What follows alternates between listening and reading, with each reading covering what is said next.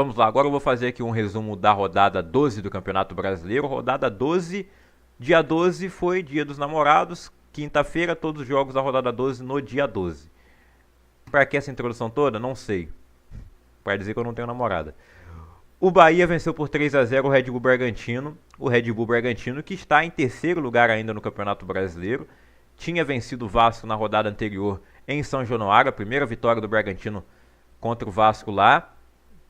E perdem para o Bahia num placar doído, né? O famoso placar clássico, 3-0. Fato que a expulsão do Hurtado prejudicou muito o Bragantino. Ele foi expulso com apenas 11 minutos do primeiro tempo.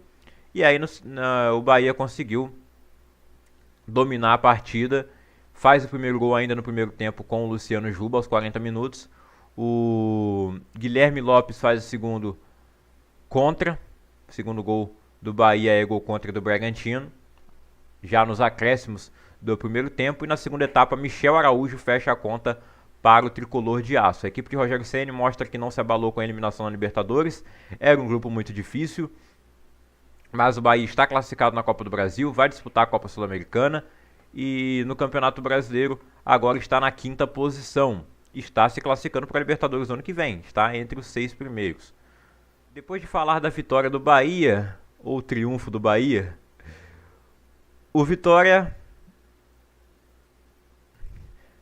Bom, depois de falarmos do triunfo do Bahia, se eu falei Vitória, o torcedor do Bahia ficou chateado, me perdoe. Vamos falar agora do Vitória, que recebeu o Cruzeiro no Barradão. E esse jogo não deveria nem ter começado, a verdade é essa. Muita chuva, chuva muito forte lá em Salvador, e o gramado não tinha condições de jogo. Não tinha condições, todo alagado, a bola não rolava direito. E aconteceu algo triste, né? Um jogador do Vitória, o Gemerson, lateral esquerdo,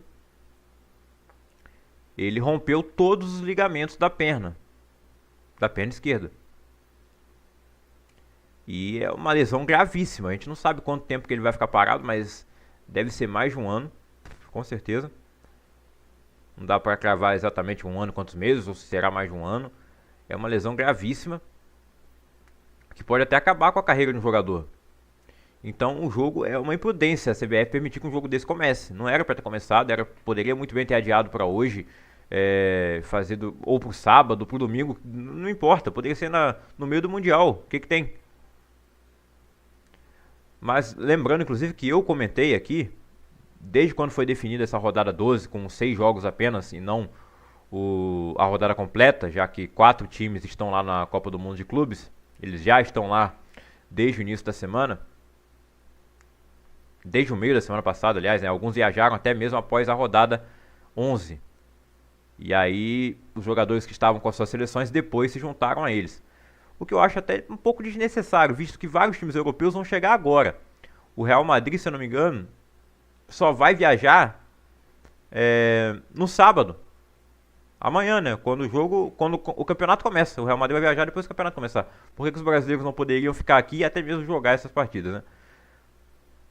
Mas de fato, para mim, deveria adiar a rodada toda e ela voltar a acontecer, né? O campeonato continuar depois da Copa do Mundo. Não tinha por que fazer uma rodada pela metade, mas foi o que a CBF decidiu fazer. Poderia pelo menos ter adiado esse jogo por mais alguns dias, que fosse da quinta para sexta ou para o final de semana, não faria diferença nenhuma. Essas equipes não têm calendário para fazer nada, a não ser Vitória na Copa do Nordeste, mas dava para dar um jeito. E aí acabou acontecendo isso com o Jamerson, infelizmente. Espero que ele tenha a melhor recuperação possível, que Deus abençoe ele e que ele possa seguir com a sua carreira. Mas é triste quando não acontece uma coisa assim, né? O Eduardo até foi expulso no lance, que ele não teve culpa pra mim. A culpa é do gramado, sim. Se não fosse o gramado, não aconteceria isso com a perna dele, talvez. A falta talvez nem existisse. Não dá pra afirmar. O Eduardo acabou pagando com o cartão vermelho e no final das contas o jogo não teve gol, não teve nada. E o Cruzeiro lutava pela liderança do campeonato, né? O Flamengo, que ficou feliz com esse resultado, mantém a liderança do Brasileirão, mesmo sem jogar na rodada. O Cruzeiro empata até em pontos com o Flamengo, mas fica atrás no saldo de gols. O Flamengo está com um saldo absurdo de 20. O Cruzeiro tem um saldo positivo de 9. E o saldo de gols pesa acima do confronto direto, que o Cruzeiro venceu.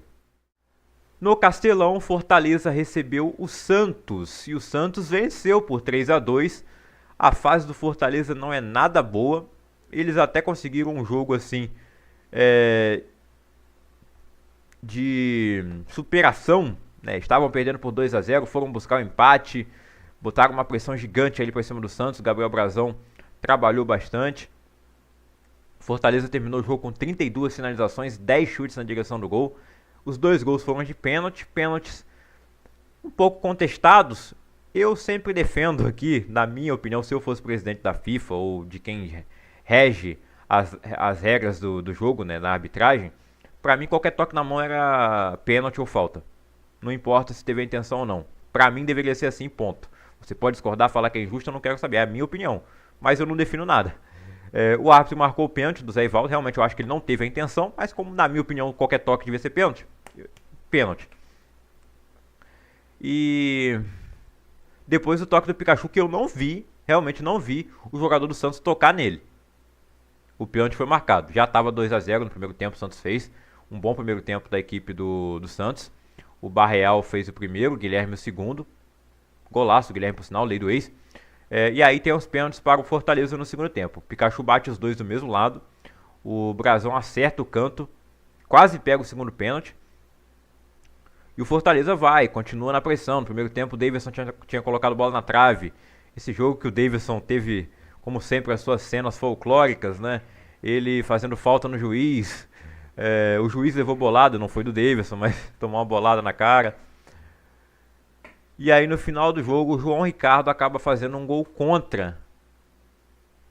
Que pra mim é sacanagem acreditar esse gol contra, né? O gol foi do Rollraiser. O Rollraiser fez uma jogadaça, golaço do Rollraiser.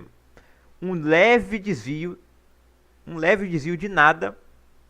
E acreditaram um gol contra aqui pro João Ricardo do Fortaleza. Sacanagem, né? Gol do Rollraiser. Pra mim é gol do Rollraiser. 3-2 pro Santos, grande vitória fora de casa. No segundo tempo onde o Fortaleza estava bem melhor. E ele consegue sair vitorioso ainda. Dá um alívio para o time poder respirar durante essa parada para a Copa do Mundo, de ficar fora da zona de rebaixamento, o que o Fortaleza não terá. O Fortaleza acabou ficando na zona com 10 pontos, é o 18º colocado, o Santos saiu, fica em 15º com 11 pontos. É a mesma pontuação do Internacional que está dentro da zona, mas os critérios de desempate, o Santos fica um pouco à frente, já que o Inter tem um saldo de menos 6. O Neymar estava suspenso, não pôde jogar essa partida. Meteu a mão na bola lá, fez o gol de mão contra o Botafogo na rodada passada. Portanto, estava suspenso. E essa seria a última partida do contrato dele. O contrato acaba agora no final de junho. E ele disse que só ia falar sobre renovação depois do dia 12. O dia 12 já passou. Ainda não houve a confirmação nem por parte do Neymar, nem por parte do Santos. Mas as notícias que saem é que está bem encaminhado uma renovação de contrato do Neymar por mais um ano. Até o final do ano que vem deve ser a renovação, né? Até o final de 2026.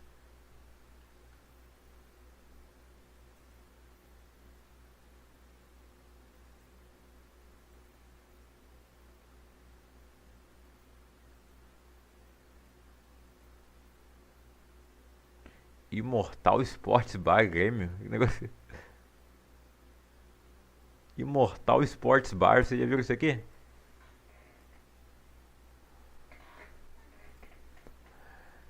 Em Porto Alegre, o Grêmio recebeu o Corinthians e o jogo terminou empatado em 1-1.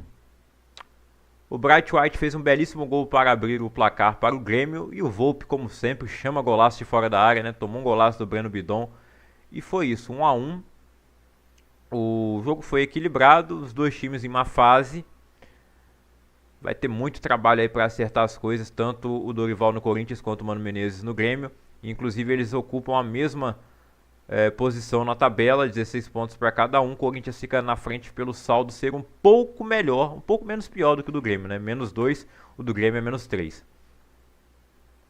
Corinthians teve seus desfalques, o Memphis Depay, o Martinez, ficaram fora aí, estavam defendendo suas seleções na data FIFA. Assim como o Romero estava defendendo o Paraguai e o Hugo Souza estava com a seleção brasileira, mesmo que no banco de reservas. E eles foram jogar. Claro, estavam no Brasil, o Depay até dá pra entender que ele estava lá na Holanda, né? Mas se assim, vai ter um período de folga depois. Poderia fazer um esforço, né?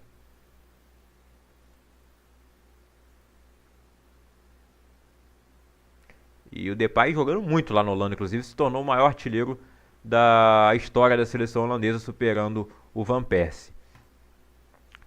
O Atlético Mineiro venceu por 2-0 o Internacional e o Inter entra em crise durante a paralisação para a Copa do Mundo. Ele está nas oitavas da Libertadores, foi líder do grupo, mas no sorteio caiu ali para enfrentar o Flamengo nas oitavas de final, confronto muito difícil. E na Copa do Brasil vai enfrentar o Fluminense nas oitavas também.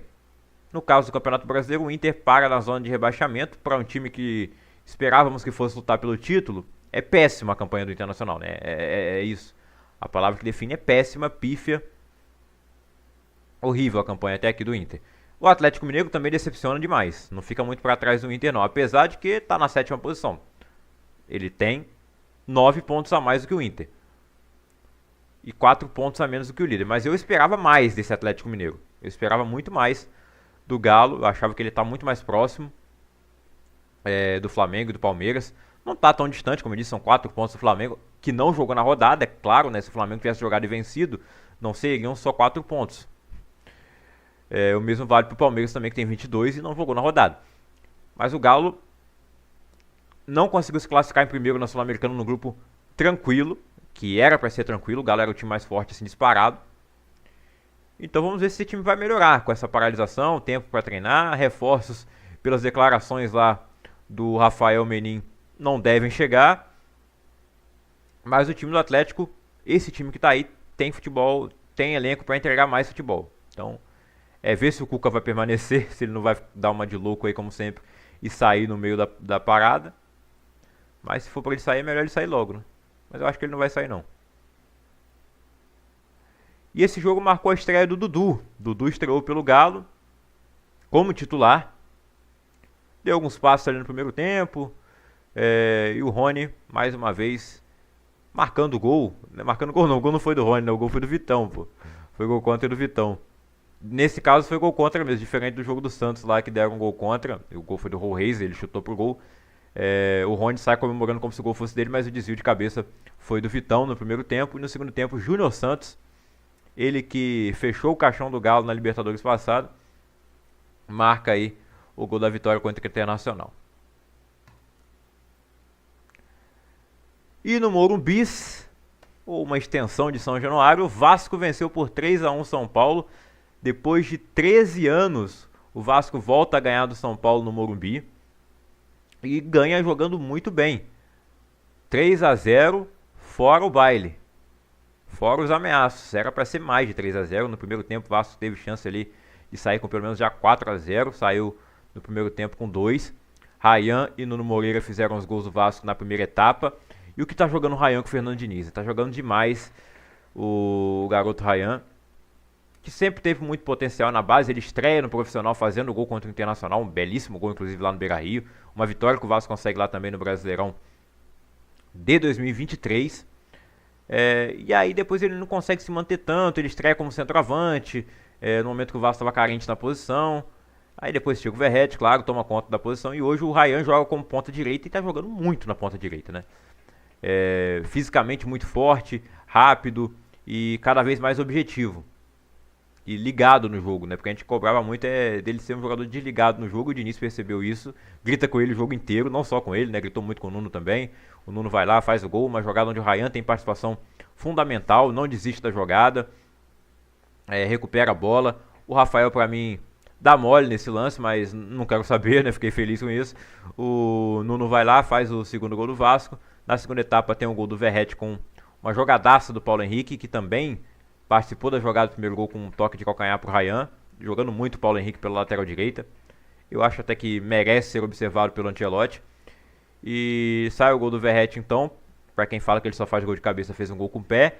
E o São Paulo é mais uma nova vítima dele. Ele ainda não tinha marcado gol contra o São Paulo, uma das poucas equipes aí do futebol brasileiro que o Verratti enfrentou e ainda não tinha marcado gol. Agora falta o Internacional e mais um só, que eu não lembro quem é. Mas o Verratti disse que vai fazer gol nos 3. Já fez no São Paulo, que venha gol contra o Inter e que venha gol contra a outra equipe, que eu não lembro quem é agora. Talvez seja as equipes aí que subiram da Série B, né, que ele não enfrentou ainda também, né? O Mirassol não jogou contra ainda. Pablo Verratti, vice-artilheiro do Campeonato Brasileiro, só está atrás do De Arrascaeta. O São Paulo consegue descontar ainda no finalzinho com o gol do Rian Francisco. O garoto merecia mais oportunidades, eu acho que ele merece mais minutos. Entrou praticamente o primeiro toque dele na bola, né? Golaço dele. Assim, o Vasco deu mole também nesse lance, né? O Vasco quase não deu chances ao São Paulo. Quando o São Paulo chegava, João Vitor e Lucas Freitas fizeram uma boa partida. O Lucas até deu um susto em algum momento ali, quase fez um gol contra. Mas o Léo Jardim estava ligado e evitou. E aí no final o São Paulo consegue descontar, não deixar a derrota tão feia dentro de casa, com o gol do Rian Francisco. Mas no final, o torcedor, quem viu o jogo, seja no estádio, né? Teve 20 mil pessoas lá, que pro Morumbi parece vazio, mas seria um São Januário cheio pela capacidade do estádio. Uma noite fria também, dia dos namorados, o cara que levou a namorada para ver um jogo desse aí, sendo torcedor do São Paulo, né? O Vascaíno talvez não tenha ido tão confiante. Realmente não estava tão confiante com esse jogo, mas quando eu vi a escalação do São Paulo, isso mudou. Porque eu falei, cara, o Vasco não vai perder esse jogo. O time do São Paulo, essa escalação aqui pelo menos tem os seus desfalques, claro. Tá sem o Lucas, sem o Oscar, os dois melhores do time. Está também sem outros jogadores, né, o Caleri. Seria o trio de ferro aí do São Paulo, né? Mas o Caleri, quando machucou, já estava mal. Tem outros jogadores aí fora ainda. O Wendel foi contratado e não mostrou que veio ainda, reserva, né? Entra no segundo tempo, não muda nada ali na lateral esquerda. Mas enfim, o time do São Paulo, os 11 que entraram contra os 11 do Vasco, fazendo mano a mano, pra mim o Vasco ganha. Eu vou até fazer o mano a mano com vocês aqui agora. Léo Jardim e Rafael, pra mim, Léo Jardim. Paulo Henrique e Cédric. Jogador português, campeão da Euro com Portugal em 2016, inclusive. Mas 2016, nem na época ele era um grande lateral, né? Até foi pro Arsenal depois. Mas hoje, Paulo Henrique. João Vitor e Arboleda, eu escolhi o Arboleda, mas nessa partida o João Vitor foi melhor. A dupla de zaga ideal, inclusive, seria João Vitor e Arboleda, né? Se fosse para montar o time ideal aqui dos dois. Lucas Freitas e Alan Franco, nem lá nem cá, né? Antes do jogo eu escolhi o Alan Franco. Piton e Emiliano Dias, eu escolheria o Piton, mesmo que pra mim não esteja em uma grande fase. Tietê e Alisson como volante. Tietê. Hugo Moura e Pablo Maia. No momento, Hugo Moura. Eu acho que o Pablo Maia, desde a lesão, não voltou bem. E olha que o Hugo Moura também não estava na sua melhor fase, mas tem se recuperado aí com o Diniz. Felipe Coutinho e Luciano. Aí é piada, né? O Luciano jogando de 10, eu sempre tô criticando isso, né? Porque quando o Oscar tá disponível é mais bizarro ainda. Dessa vez, ainda cabe a desculpa. O Oscar não tá aqui, não pode jogar, então eu vou botar o Luciano de 10. Eu acho que tem opções melhores. O Alisson, que era meia, a posição do Alisson antigamente era essa, né? Jogar mais avançado, não era o segundo volante. Eu acho que ele faria essa função melhor que o Luciano. Mas ele insiste no Luciano e não tem comparação. O Coutinho foi eleito melhor em campo com mérito. Não marcou gol, mas participou de várias jogadas, criou várias oportunidades, quase marcou gol. Quase marcou um gol de falta também, o Rafael defendeu. E era o aniversariante do dia. Coutinho completou 33 anos e deve ter seu contrato estendido com o Vasco agora de forma definitiva, né? Ele estava emprestado pelo Aston Villa e tá melhorando. Agora ele tá querendo demais, estamos vendo isso. Então não tem comparação com Coutinho e Luciano. Nuno Moreira e o Lucas Marques, né? Nuno Moreira, Ryan e Lucas Ferreira, dois garotos. O Lucas Ferreira até começou bem, talvez em algum momento do ano ele tivesse melhor que o Ryan, mas nesse momento é indiscutível. E Verratti e André Silva também não tem comparação. Inclusive o Vasco chegou a tentar a contratação do André Silva, mas ele preferiu ir para São Paulo, graças a Deus. Graças a Deus que ele escolheu ir para São Paulo.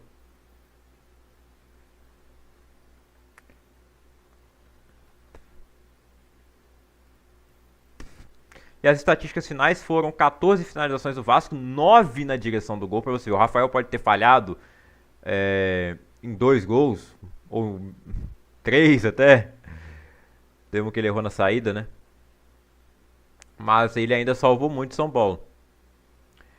E o São Paulo finalizou ao todo 11 vezes, sendo só 3 na direção do gol. Uma foi o golaço do Rian Francisco, o craque da última copinha. O São Paulo teve até mais posse de bola, mas não acho que o Diniz tenha ficado chateado com isso não, né? Apesar de ter gritado o jogo inteiro, e é impressionante como a voz dele ecoa lá no Morumbi, desde a época que ele treinava o São Paulo, né? E era a época da pandemia, então o estádio estava sempre vazio. O estádio estava um pouco vazio, então ecoou bastante os gritos de Fernando Diniz, deixando saudades nos torcedores são paulinos que tanto reclamaram dele.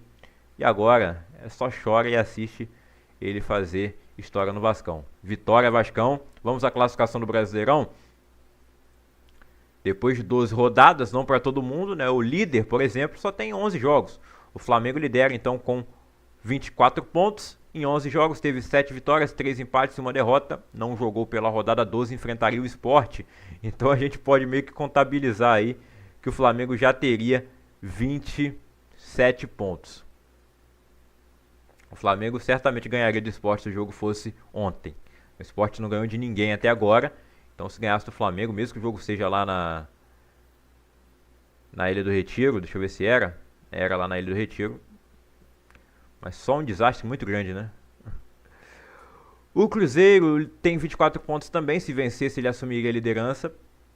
Mas como empatou, fica com 24 pontos, a mesma pontuação do Flamengo. O Flamengo com um jogo a menos e fica à frente também pelo saldo de gols, que tem 20 de saldo. O Flamengo, incrível o saldo que o Flamengo tem até aqui. O Cruzeiro tem 9. O Bragantino tem 23 pontos, tá? O saldo do Bragantino é 3. 23 pontos, Palmeiras 22, um jogo a menos. Bahia 21, Fluminense 20, um jogo a menos. Atlético Mineiro tem 20 pontos também. O Botafogo tem 18 e um jogo a menos. O Mirassol tem 17, um jogo a menos também. Não está na Copa do Mundo, mas ia enfrentar uma equipe que está lá, então jogo adiado. Corinthians tem 16 pontos, jogou as 12 partidas, assim como o Grêmio. Se enfrentaram nessa rodada. O Ceará tem um jogo a menos e tem 15 pontos. O Vasco tem 13 pontos em 12 jogos. São 4 vitórias, um empate e 7 derrotas. Mas o time vem melhorando aí com o Fernando Diniz. E eu tô bem otimista com essa pausa aí para a Copa do Mundo. Porque se em 12 dias de data FIFA o Vasco voltou jogando muito melhor. Porque na rodada passada tinha sido um desastre contra o Bragantino em casa. E agora deu esse baile no São Paulo. Ah, o São Paulo tá mal, tudo bem. O Vasco jogou muito bem. Não vamos tirar o mérito da vitória do Vasco e colocar todo o demérito na equipe do São Paulo, como eu cheguei a fazer aí quando o Vasco perdeu pro Corinthians lá em Itaquera. Porque naquele caso realmente foi verdade, o Corinthians não jogou nada naquela partida. O Corinthians ainda estava com o Ramon Dias e o Vasco ainda estava com o Fábio Carille. O São Paulo tem 12 pontos na 14ª posição. O Santos tem 11, deixou a zona de rebaixamento ao 15º colocado. Vitória tem 11 também na 16ª posição. E dentro da zona aparecem Internacional com 11 pontos, Fortaleza com 10, Juventude com 8 e o Sport com 3. A única equipe que não venceu jogo nenhum. São 3 empates e 8 derrotas. Poderiam ser 9.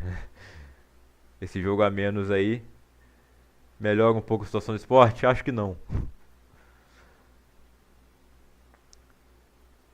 Bom, e o artilheiro do Campeonato Brasileiro até aqui é o Arrascaeta com 9 gols. O Caio Jorge e o Verratti têm 8 gols cada um. Pedro Raul do Ceará tem 6. E o Reinaldo do Mirassol tem 6 também. Já nas assistências, o Alan Patrick tem 4, empatado com o Arrascaeta, John Arias e Lucas Mugni. Ele com 3, o Eric Pulga, Arthur, Estevão, Michael. E é isso aí, os jogos então que ficaram sem data ainda, os jogos que foram adiados e ainda não tem data na rodada 12 são Botafogo e Mirassol, Sport e Flamengo, Palmeiras e Juventude, Fluminense e Ceará. Quando eles vão acontecer? Não faço ideia. E o Brasileirão está previsto para voltar no dia 12 de julho. O curioso é que a final do Mundial é no dia 14. Então a CBF meio que já aceitou ou previu o futuro de que nenhum time brasileiro vai estar na final. Para ela marcar o retorno do Brasileirão antes da final do Mundial, né?